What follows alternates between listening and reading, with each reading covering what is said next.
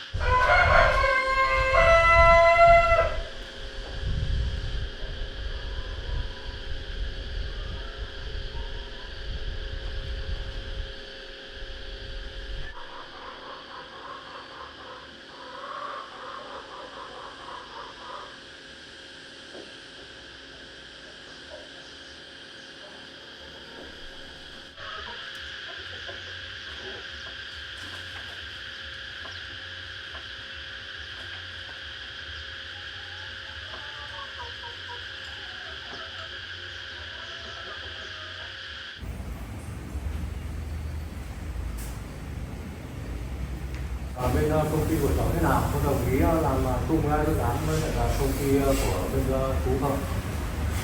Dạ cháu đồng ý bác.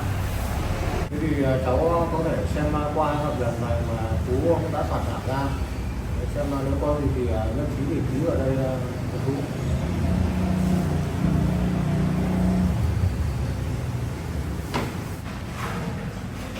Chú cũng đã soạn thảo ra 2 bản hợp đồng đấy, cháu cứ xem ký đi. Nếu ấy thì ký vào 2 cái bản đấy thì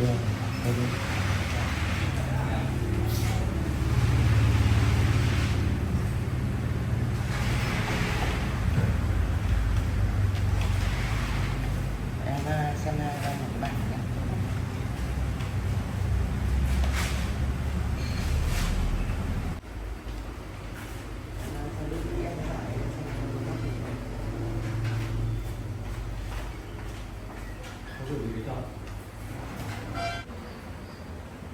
không được, cháu cứ đi ra ngoài đi. Nếu đang làm việc, cháu sẽ nói chuyện với cháu xong.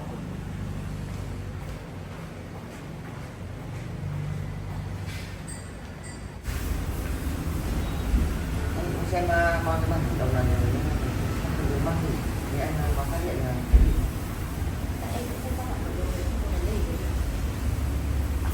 Nếu trong cái bản hợp đồng này không có vấn đề gì thì hai bên chúng ta cùng nhau ký kết trong văn bản hợp đồng.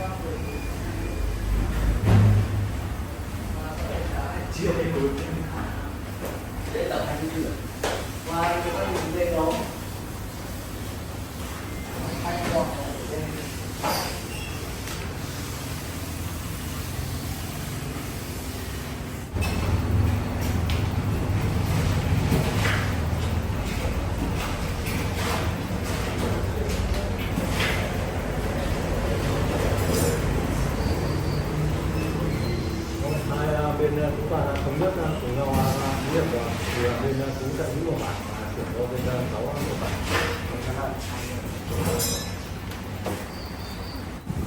Thì chú cũng rất là mong muốn trong hai bên đã cùng nhau ký kết hợp đồng này và hai bên đã cùng nhau thực hiện và tạo cái hợp đồng tốt đẹp.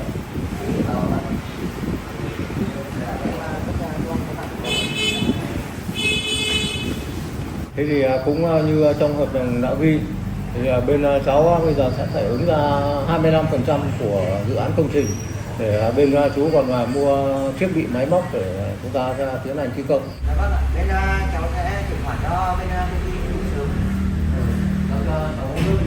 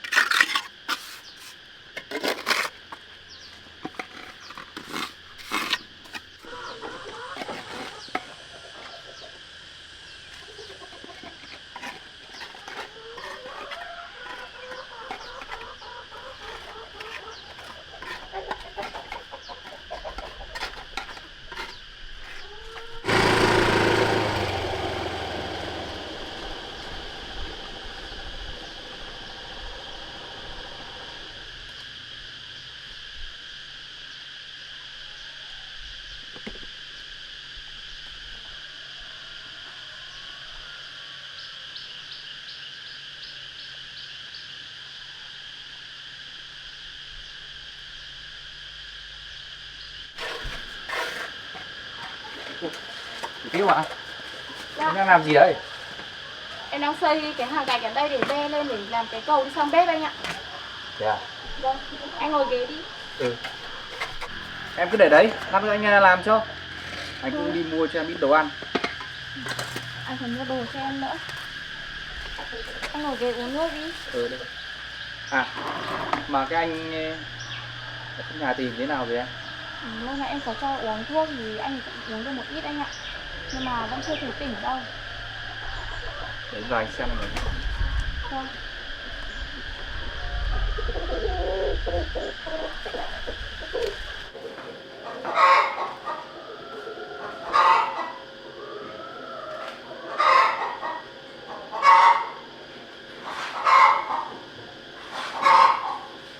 Vết thương của em cũng đỡ bầm tím rồi.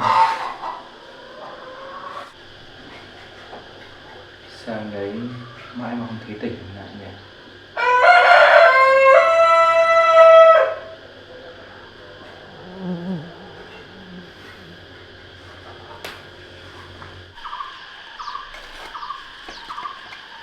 Thiếu à? Em nên nghỉ đi, để anh xây cho. Anh cứ ngồi uống nước đi. Em nào cũng được mà. Để anh làm cho.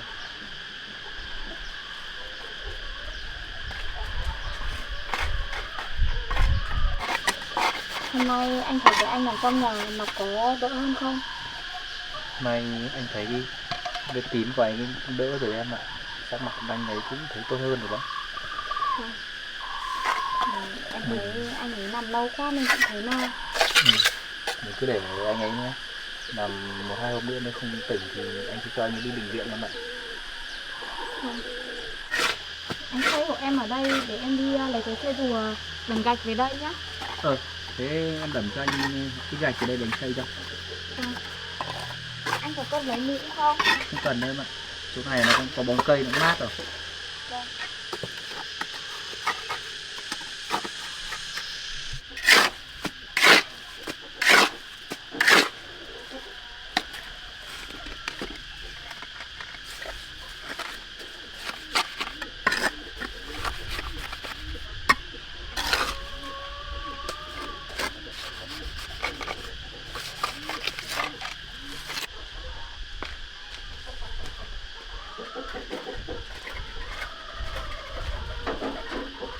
Anh ơi cần búa. Anh cần búa cho em.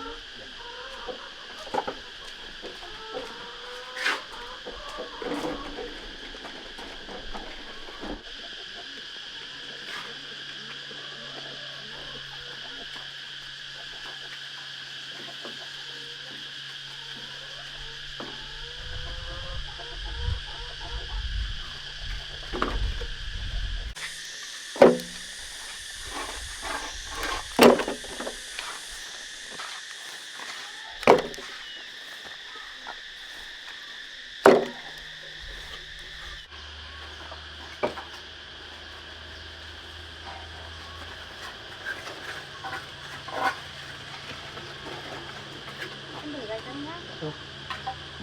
Chở nhiều thế em chở đi coi đúng không ạ? Anh cứ bỏ tay ra.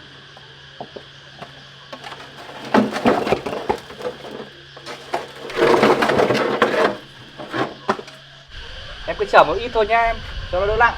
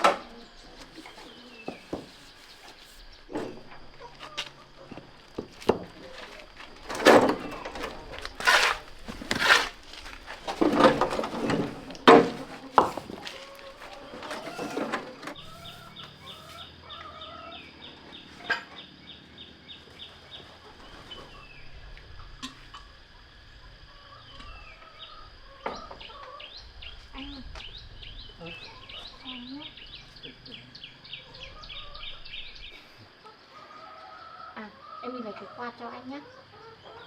Thì em cắm lên được.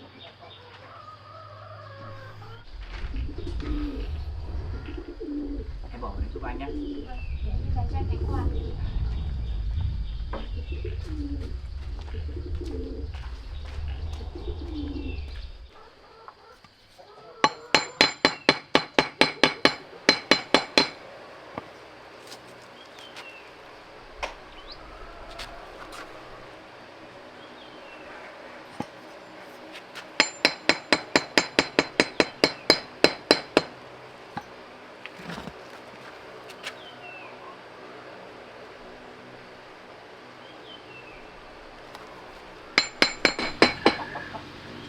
Mát không anh?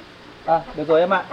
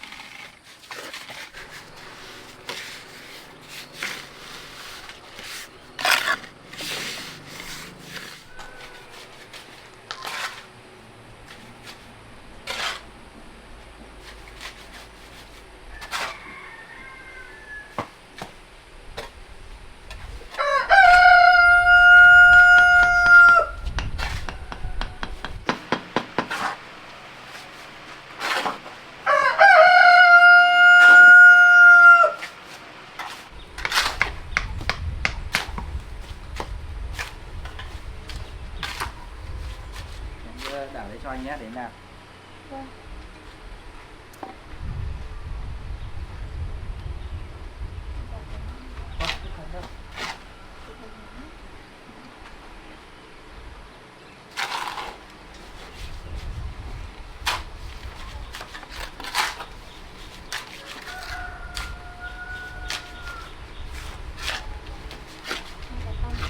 Tôi tầm thôi mà. Đây tầm này được.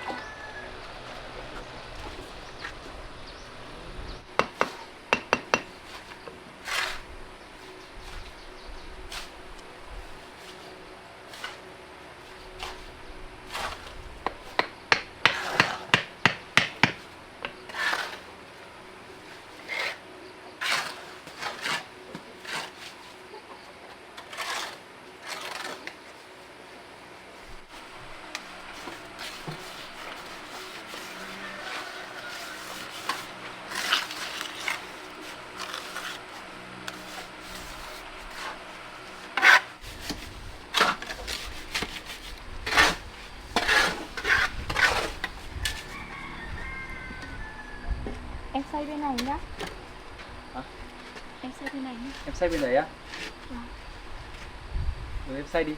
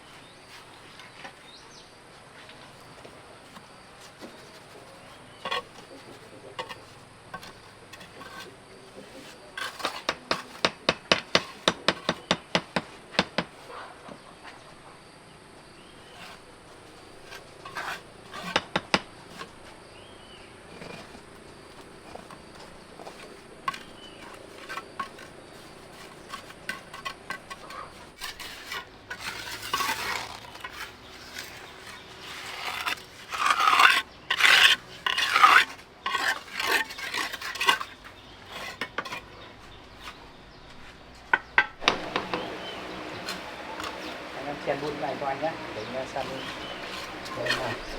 Vâng.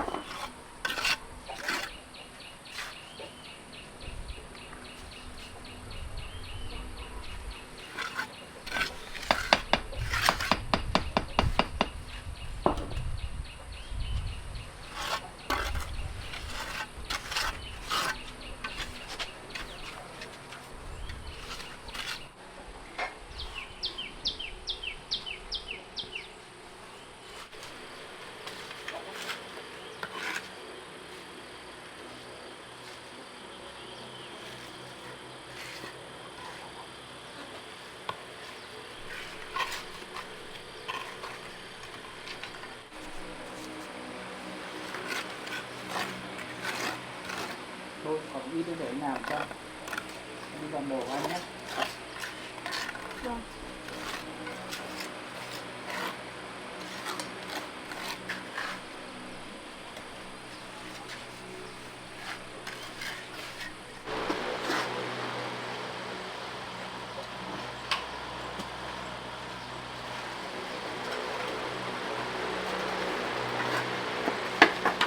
Em có dùng không?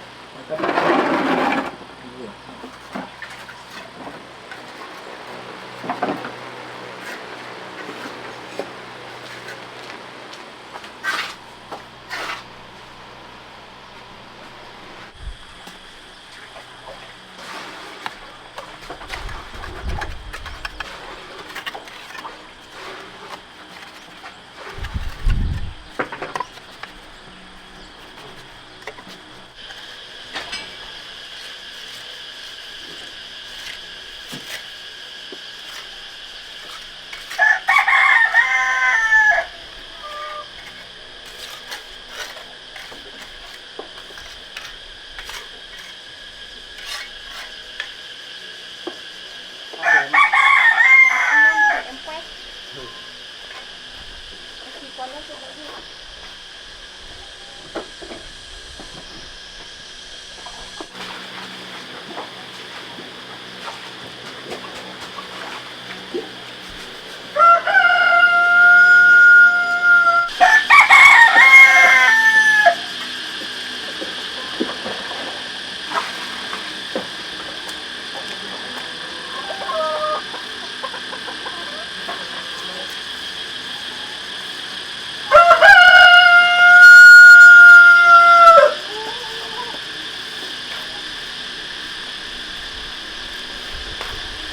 Xong.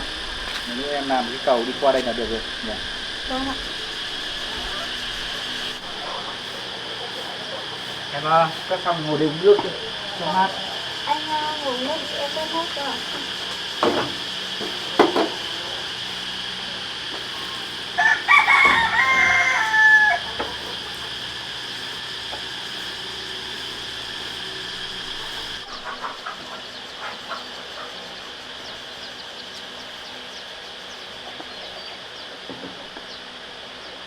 Em ngồi đây nước. Vâng.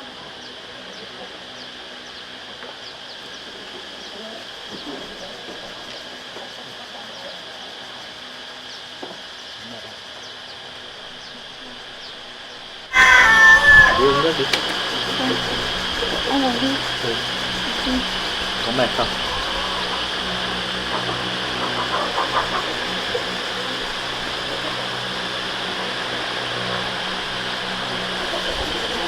Tại anh tắm cà phê rồi.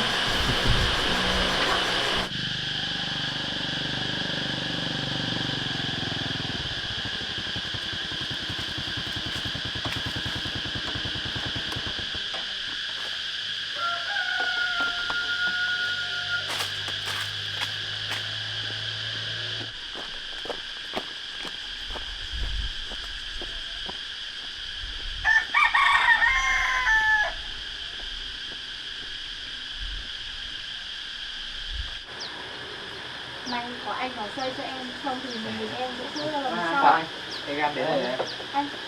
Anh ngồi đây. Em uống nước đi.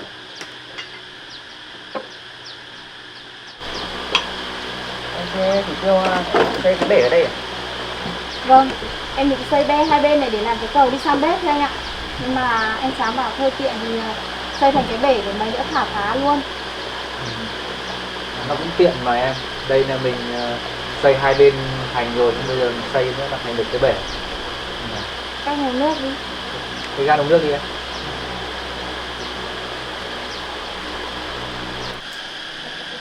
Mời anh đấy.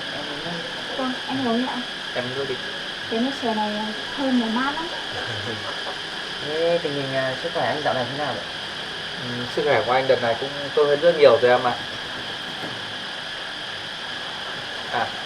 Mà các công trường làm việc như thế nào rồi em? Tất cả các công trình và những xưởng gỗ cũng đều hoạt động bình thường anh ạ. Mà bên công ty Trường Phát ấy, họ có một dự án họ muốn làm chung với bên công ty mình. Hôm trước thì em cũng có đến tìm anh, nhưng mà bác gái bảo là bác sĩ vừa mới đến khám cho anh và đến thuốc an thần vừa mới ngủ, nên là em cũng không gặp được anh.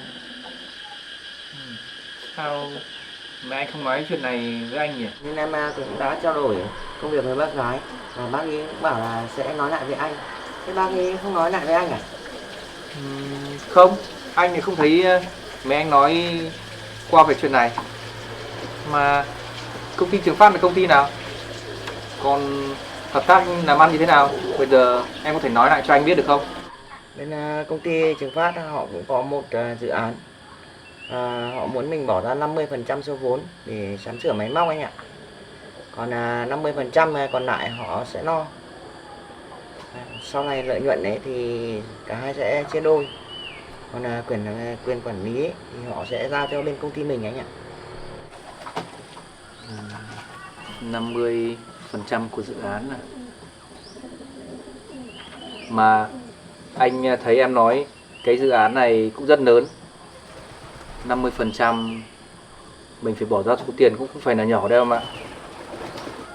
Em làm việc với công ty Trường Phát đến đâu rồi? Nhưng trước em cũng có đến nhưng mà không gặp mà. Nhưng mà việc này em cũng đã trao đổi với bác gái ấy. Nên là bác ấy cũng đồng ý mình làm chung với họ. Nên là tất cả mọi thủ tục giấy tờ là em cũng làm xong hết rồi.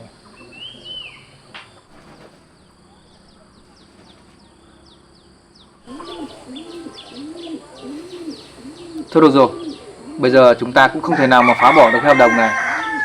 Em đi theo cái dự án này cho anh nhé. Để anh còn phải điều tra thêm về công ty Trường Phát này. Dạ vâng, em sẽ cố gắng và em sẽ dành thời gian nhiều cho cái dự án này. Em yêu, thế mẹ em đâu rồi?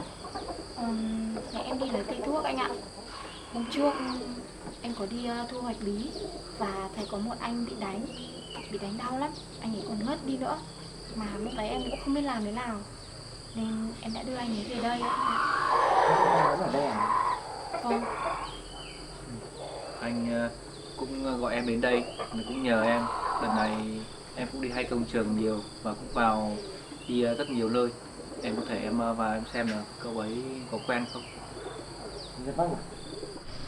Thế em đưa cậu ta về đây được mấy hôm rồi? Cũng được 2 hôm rồi ạ. Thế cậu ta vẫn chưa tỉnh à? Chưa, từ hôm đưa về đây giờ chưa thấy anh ấy tỉnh. Em cũng thấy no quá. Hôm nay anh cũng vào nhưng mà nhìn sắc mặt cậu ấy cũng tốt hơn rồi. Thế để em vào xem. Ừ đi, em vào em xem giúp anh xem nào.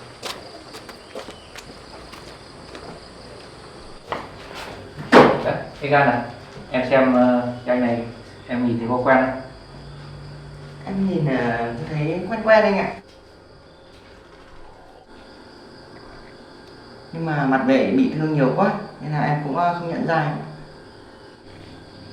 Anh thử cố nhìn lại anh ấy một lần nữa xem có nhận ra ai không. Mặt anh thấy nhiều vết thương này anh không nhận ra. Mà em thấy anh ấy ở đâu? Hôm em gặp anh ấy bị đánh ở ngay đoạn đường phía ngoài này thôi anh ạ. Sao anh ấy bị đánh bị đau thế nhỉ? Thế em có biết ai đánh không? Không anh ạ. Em đi làm về đến đấy thì thấy một nhóm người đánh xong rồi họ lên ô tô họ đi rồi. À vậy à? Vâng. Thôi được rồi, để anh chụp một với anh. Để em đi làm thì anh hỏi người ta có ai biết không? Đúng rồi, em cứ chụp lại hình ảnh xong là đi làm em hỏi thử xem. Nhưng mà sợ anh ấy bị thương vào mặt thế này, người nhà khéo cũng không nhận ra ấy.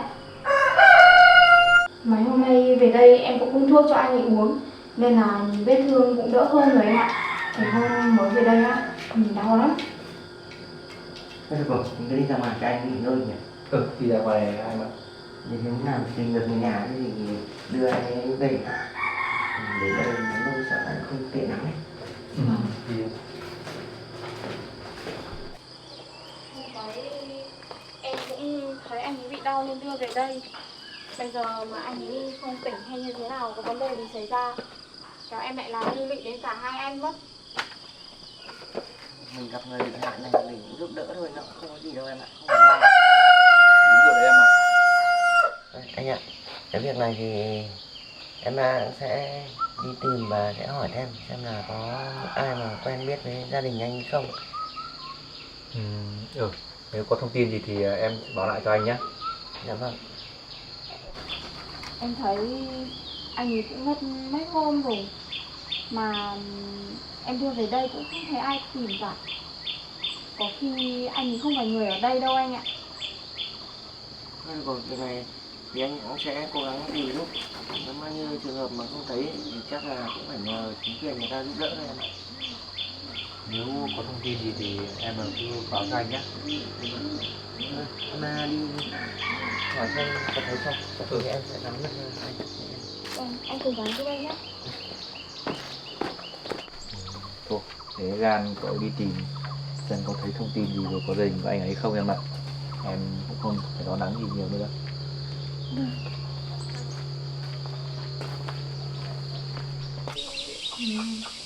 Lúc nãy em thấy anh xây hộ em cũng vất vả rồi. Với lại anh cũng mua nhiều đồ ăn vào đây nữa. Anh cứ ngồi đây nghỉ ngơi để em đi lấy đồ nấu cơm thì nữa mẹ em về rồi mình cùng ăn nhé. Thế em đi nấu đi.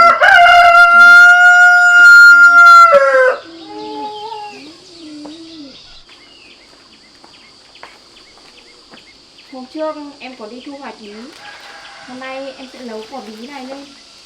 Anh có mua ở trong đấy một ít xương nữa. Vâng, để em nấu canh bí luôn.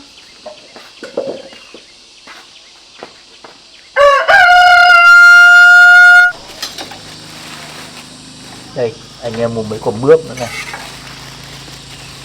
Em thấy anh mua nhiều đồ quá.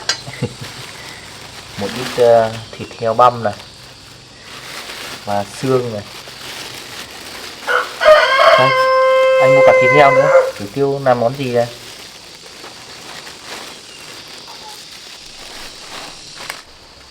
Vì sao anh không phải mua nhiều đồ thế này cho em đâu. Anh cũng mua đây vào đây một ít để em nấu cơm, xong em với mẹ với mẹ anh cùng ăn đấy mà. Để em đi vô gạo.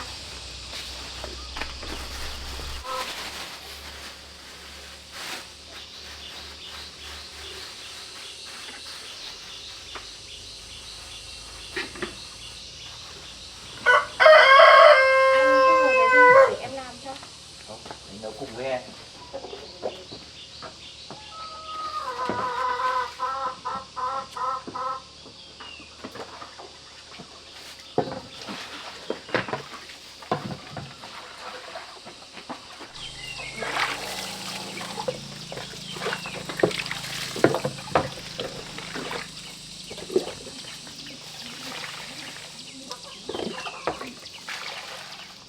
Lúc này cho lên xào em nhé.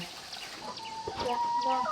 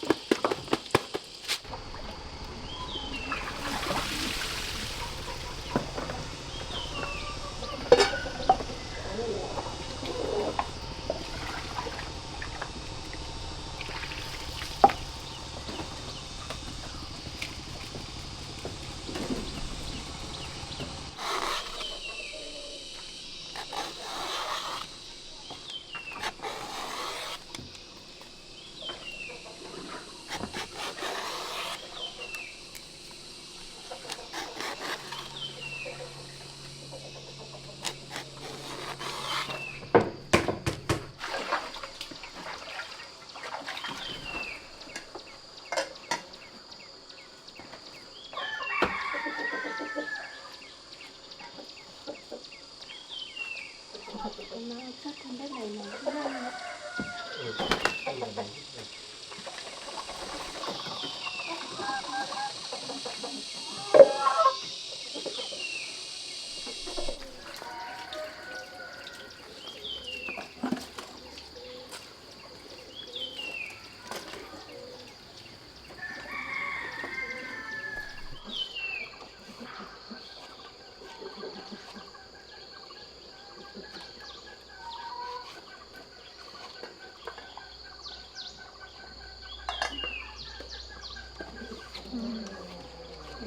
đi rửa xương. Đi cho hầm.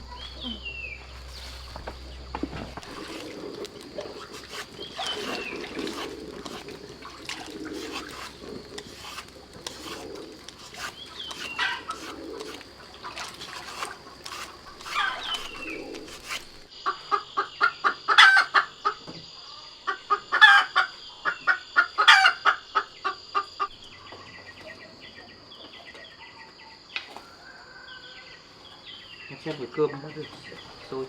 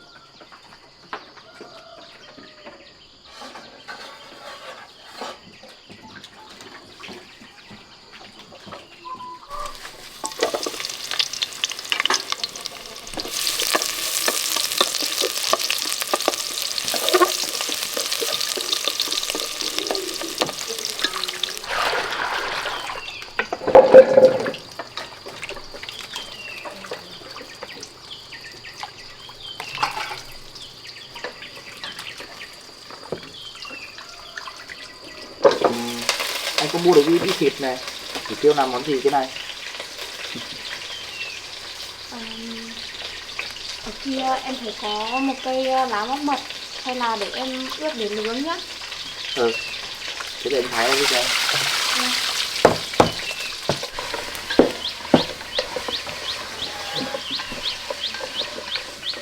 Cái thịt nướng này mà ướp với lá mông mật mà cũng ngon lắm mà. Vâng, anh thái thịt của em thì để em hái lá cho.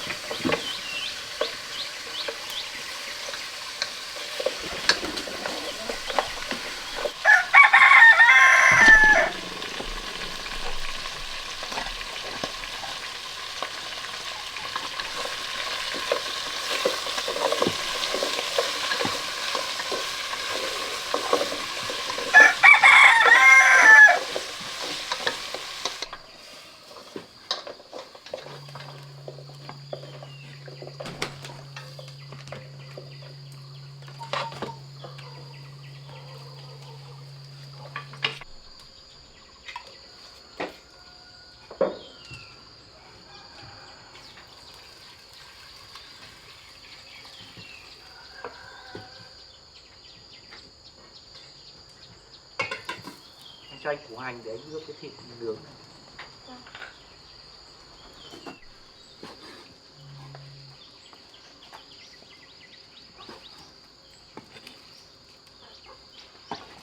Được này.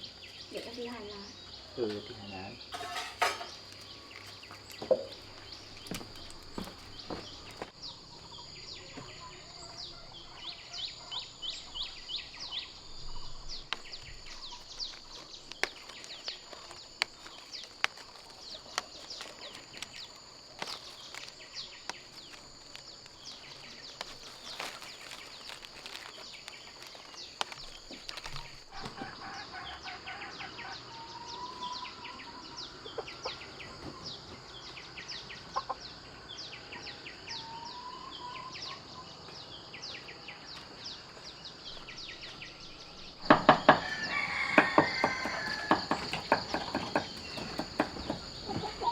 Lá móc mật này thơm lắm anh ạ.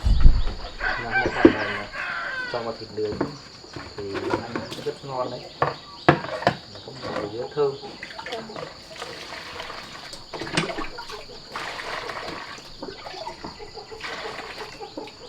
Em rửa xong để cho vào đây nước. Vâng.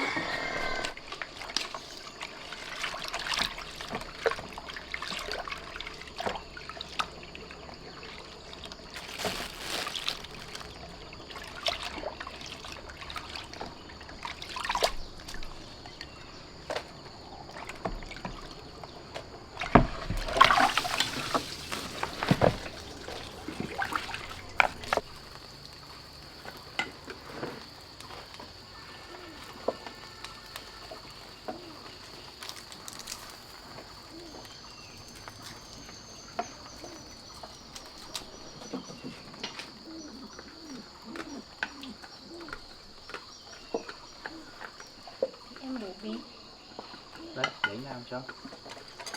Cái này mình sẽ ướp khoảng 15 phút em ạ. Lấy 15 phút lưới.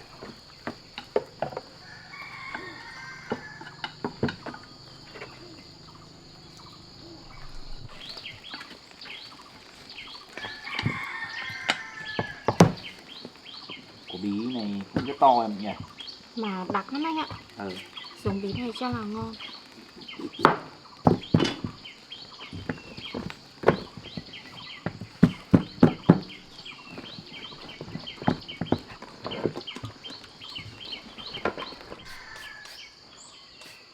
Cái hộp như này chắc lấy làm giống được anh ạ. Ừ, em cắt đi một ít, lấy xong cắt đi này lấy để làm giống. Vâng.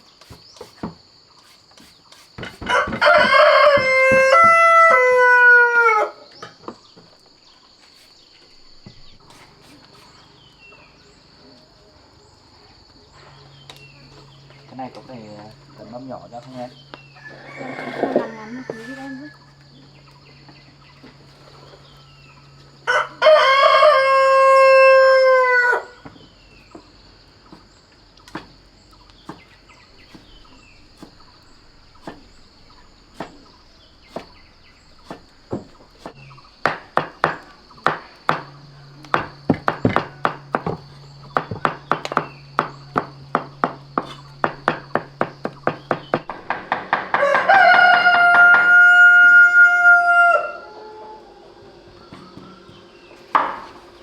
Đây. Cà rốt này mâm nhỏ cho em. Để chặt mấy cái xiên về xiên thịt nướng em ạ.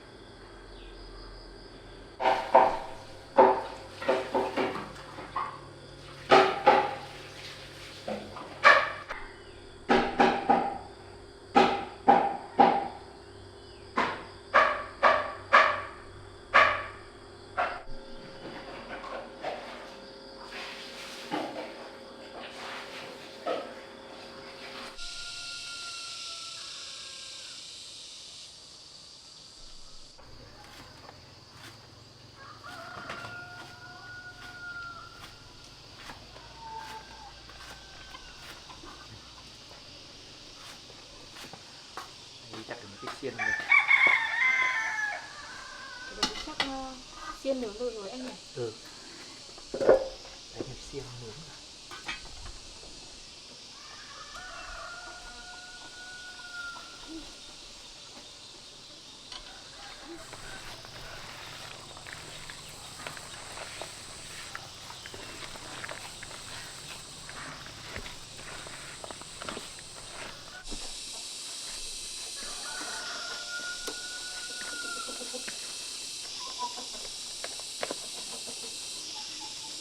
Cái này là ướp vào đây cho nó gia vị đã. Để nữa em lại làm sau. Bây giờ em đi xào mắm nước trước. Ừ, em sẽ làm đấy.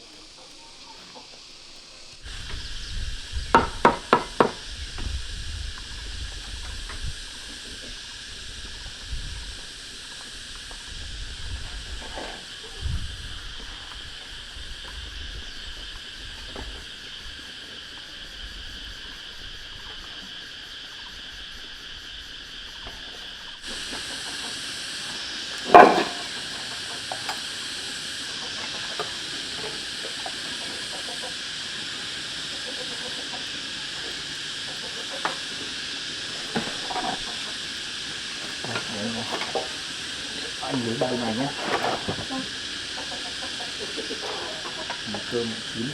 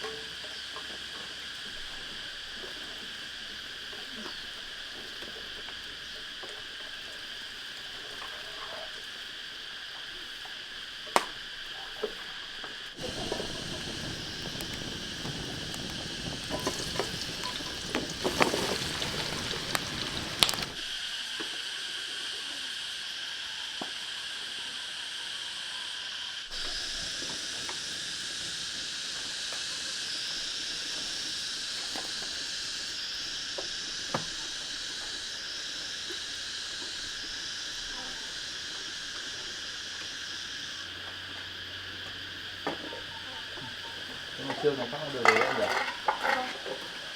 Mình cho bí ra nhé.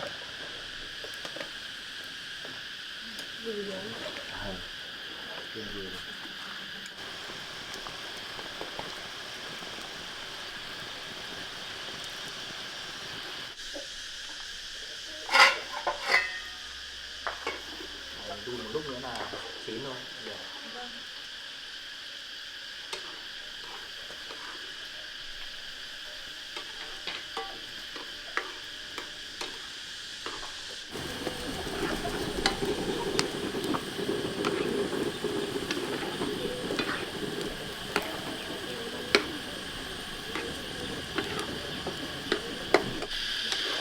Giống lúc anh mua này xanh thật đấy. Em xào chín rồi mà vẫn còn xanh. Ừ.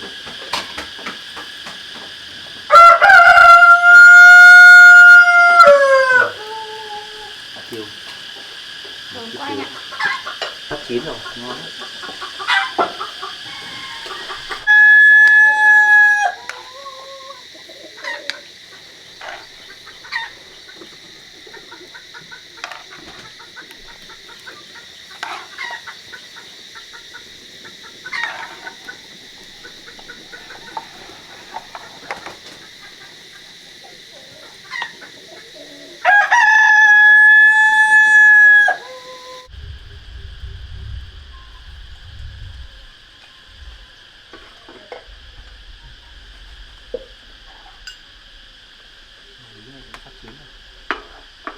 Nhìn nào rồi thì cũng ngon anh nhỉ.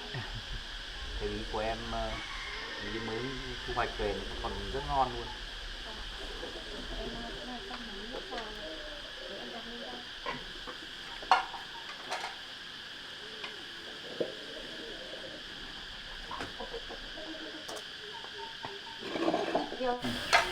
Thịt ướt này là được rồi đấy em ạ. Vâng. Thế thì em thái cà chua xong rồi em hầm luôn. Tốt, để anh thái cho. Thế ạ, anh hỏi em với.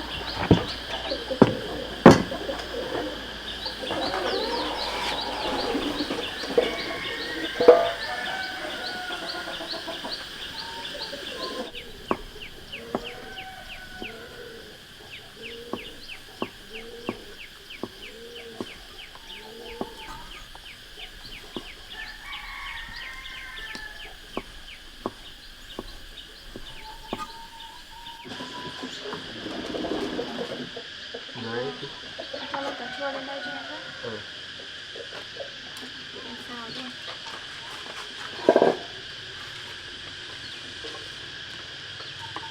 Tử Tiêu với cháu đang nấu cơm đấy ạ? Cháu chào cô. Vâng. Cháu Tử Tiêu đang nấu mấy món của ạ.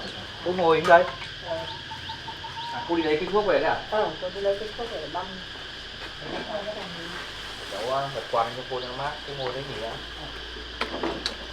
Ai là lấy nhiều món thế?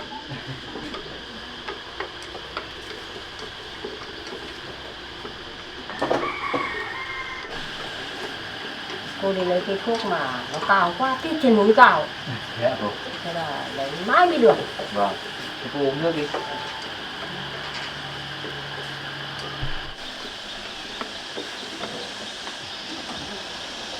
Thế cháu ngồi đây nhé. Vâng. Bác kêu là cô đi vào cái xem cái anh hôm qua nó nấu chưa? Vâng, cô vào đi. Cháu đang nấu cơm với Tử Tiêu. Bác cứ nghỉ đi, nữa cháu nấu cơm chín rồi cháu gọi bác ăn.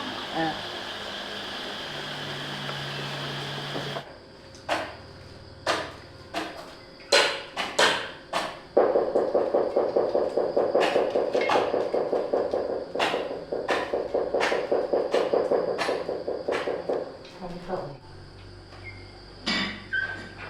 Sao cậu này người ở đâu mà bị tai nạn nào ngất lâu thế rồi. Mấy ngày nay mà không tỉnh cái nào. Thế thì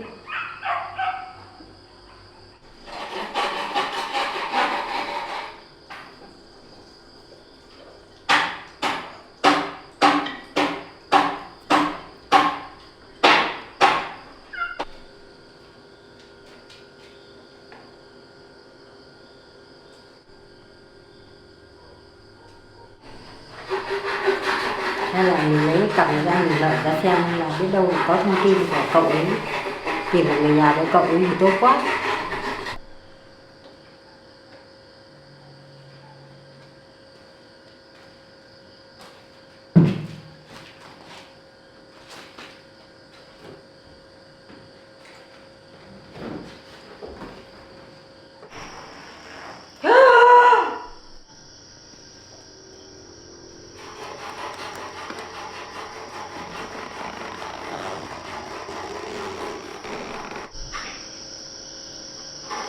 Cái cậu này cậu làm gì mà nhiều tiền với bạn thế nhỉ?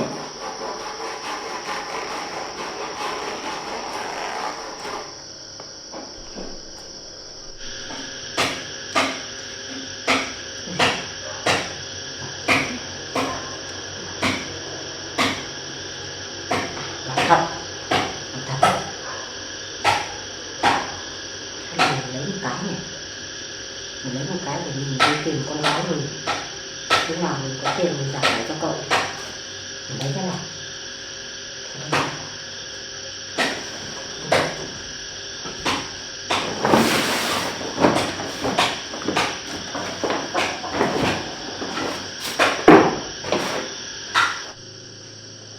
Tiêu ơi, em nấu món gì mà thơm thế? Em đang làm món thịt viên ạ. Anh nghỉ nướng. Nhiều ăn của em hấp dẫn thế. Vâng, anh giờ em đã sau rồi ăn đấy. Để anh đi kiểm tra thịt nướng này. Nhìn hấp dẫn thật anh ạ. Chín hết rồi em này. Vâng. Thơm lắm. Em cho anh mượn một cái đĩa đi một cái sang.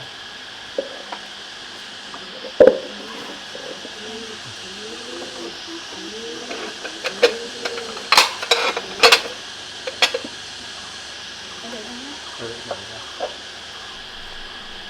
Món này của em cũng sắp chín rồi.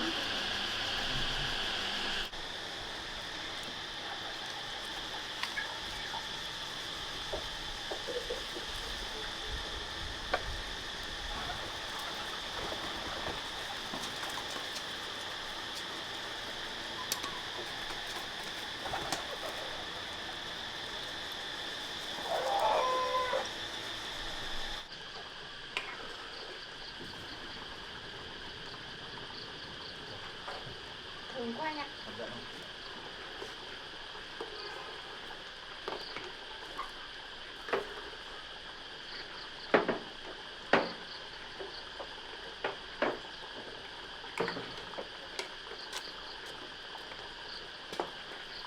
Em cho anh mượn cái bát để múc cái canh ra.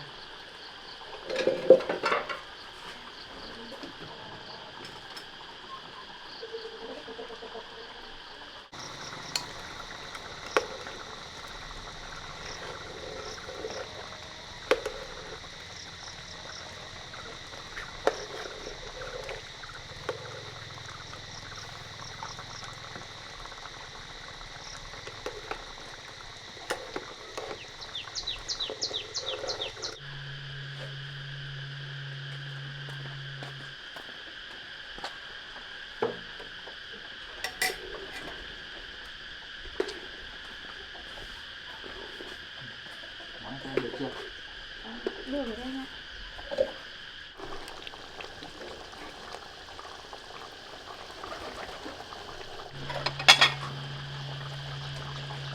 Thì em lấy ra bát luôn. Ngon lắm em ạ.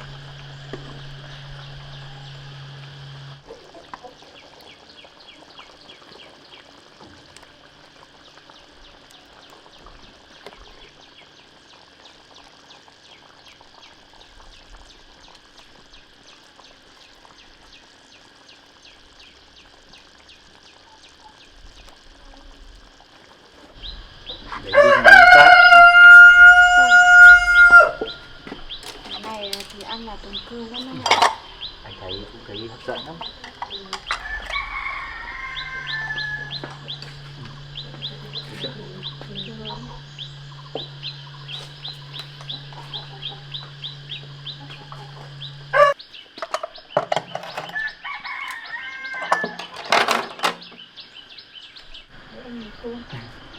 anh vào anh mời cô đi ra ăn cơm nhé. Vâng.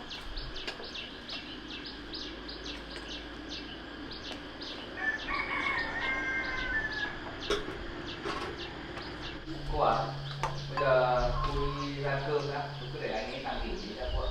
Cháu được tiêu nấu cơm xong rồi.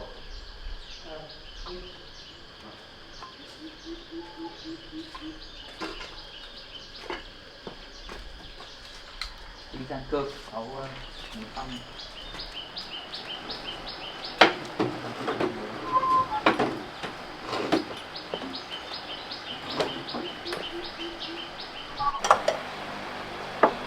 Cháu với lại Thủ Tiêu nấu nhiều món ngon thế.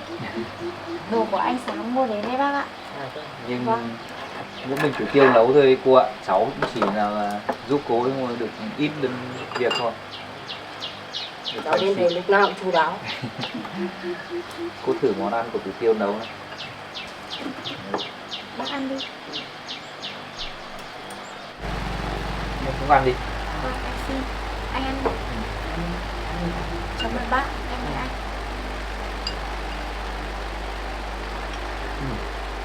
Cô ăn này, món này ngon lắm cô ạ.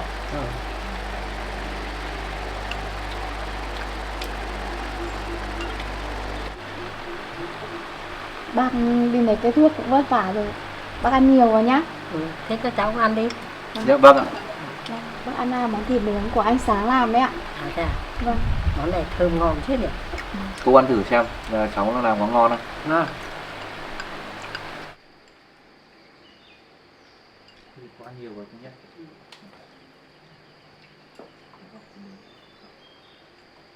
Ăn đi, cháu ăn đi. Vâng. Cái quả bí này ngon lắm ạ.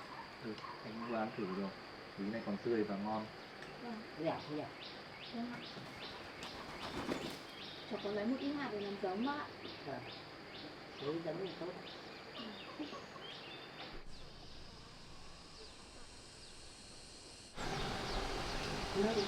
Dạ vâng.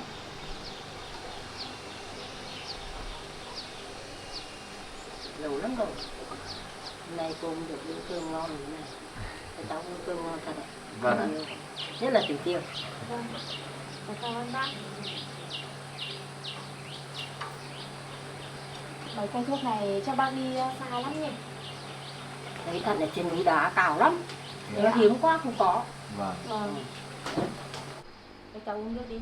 Vâng ạ. Cô đi cô hơi thuốc ra. Cô Bác để đấy tí cháu phơi cho. Thôi. Bác thử. cũng đi tận đi cảm đi thuốc rồi. Vâng. Bác lấy thuốc cũng giỏi lắm anh ạ. Hay là em đi lấy một ít thuốc cho anh ấy uống nhỉ? Đi em lấy đi xong rồi anh em phải ho lấy uống sạch lý mà. Vâng.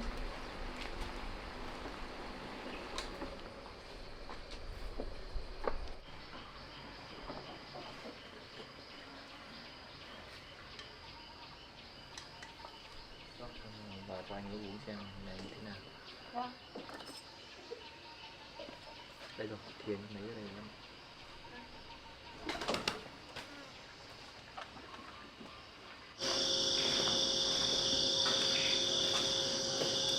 Em cho anh ấy thử uống một ít thuốc xem thế nào.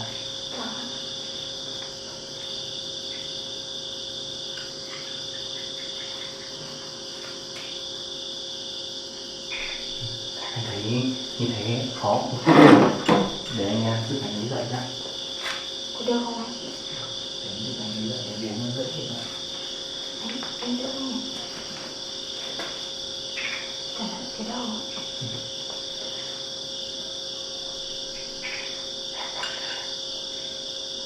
Anh nhạc nào không? Ngồi dậy như này anh ấy cũng phải dễ uống hơn em ạ. Vâng, sáng nay em cho uống cũng được ít thôi anh ạ.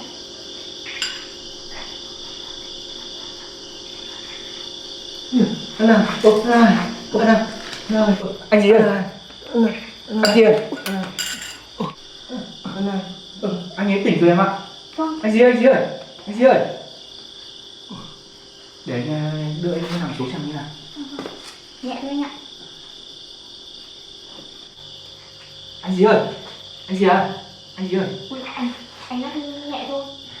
Liệu anh ấy có sao không? Anh nghĩ là anh ấy tỉnh như này là chắc không sao đâu em ạ. Anh gì ơi, Nhưng mà chỉ tỉnh một tí đấy thôi ạ. anh gì ơi, anh tỉnh nhanh đi anh gì ơi. Anh ơi, anh gì ơi, anh gì ơi. Anh ơi, Anh ơi. liệu có phải đưa anh ấy đến bệnh viện không? Anh ấy tỉnh lại như này rồi, anh nghĩ em không sao đâu em ạ. Sao anh ấy nằm im thế? Đi mình xem anh ấy còn thở không. Kìa, may quá, vẫn còn thở anh ạ. Mà lúc nãy em có nghe thấy anh ấy gọi tên ai không em? Em cũng không nghe rõ. Anh cũng không nghe rõ em ạ. Nhưng chắc chắn cái người mà anh ấy gọi là người thân của anh ấy đấy em ạ. Ngất như thế mà anh vẫn còn nhớ tên. Chắc phải là người nhà hoặc là người thân lắm.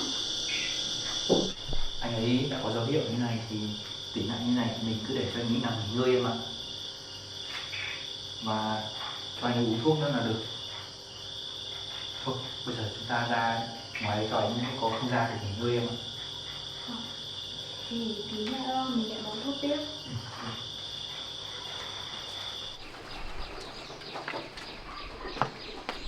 Anh ấy đã tỉnh lại như thế này rồi là em không ấy tay không sao rồi mà. Em sẽ cố gắng mua một ít thuốc để cho anh ấy uống cho khỏi ngắn anh ạ. Em thấy nhá, lúc anh ấy đau đớn như thế này mà vẫn gọi tên một người như vậy, chắc người này phải quan trọng với anh ấy lắm ấy nhở. Lúc đấy anh ấy vừa tỉnh vừa nói nhưng mà anh nghe thấy hình như anh ấy gọi tên cô gái tên là Anna em ạ. Anna à? Với mỗi cái tên là Anna thì mình cũng không thể tìm ra được đâu anh ạ. Mình cứ cố gắng chăm sóc anh ấy, cho anh ấy tỉnh hẳn lại. Rồi lúc đấy mình lại tìm gia đình cho anh ấy sau. Anh nghĩ cũng đúng đấy em ạ. Quan trọng là anh ấy bây giờ cũng đã tỉnh lại rồi em ạ. Cho nên việc tìm kiếm gia đình của anh ấy chắc chắn sẽ dễ dàng hơn. Vâng, may quá anh nhỉ. Em cứ lo mãi. Cho nên là tiếp em cũng phải lo lắng gì nhiều đúng không? Em chỉ lo đưa anh ấy về đây lại không giúp được anh ấy, lại làm ảnh hưởng các em đi.